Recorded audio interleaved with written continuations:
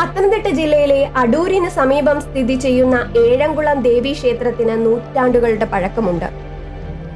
കൊടുങ്ങല്ലൂർ ദേവിയുടെ മറ്റൊരു വാസകേന്ദ്രമായിട്ടാണ് ഈ ക്ഷേത്രത്തെ പുരാതന കാലം മുതലേ വിശേഷിപ്പിക്കുന്നത്. ബലിസമർപ്പണത്തിന്റെ ഭാഗമായി തൂക്ക വഴിപാട് നടത്തുന്ന ക്ഷേത്രമെന്ന നിലയിലാണ് ഏഴംകുളം ദേവി ക്ഷേത്രം കൂടുതൽ പ്രശസ്തി നേടിയിരിക്കുന്നത്. മകരഭരണി മഹോത്സവം, കുംഭഭരണി മഹോത്സവം എന്നിവയാണ് ഇവിടുത്തെ പ്രധാന ഉത്സവങ്ങൾ.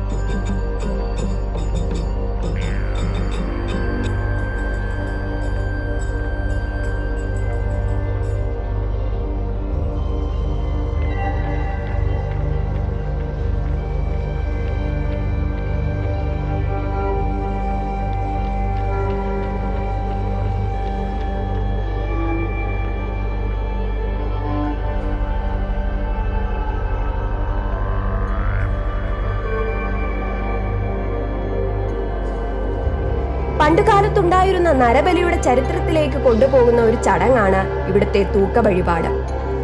ക്ഷേത്രവുമായി ബന്ധപ്പെട്ട 10 കരകളിൽ താമസക്കാർക്ക് മാത്രമേ തൂക്ക വഴിപാടിൽ തൂക്കവില്ലിലേറുവാൻ അനുമതിയുള്ളൂ.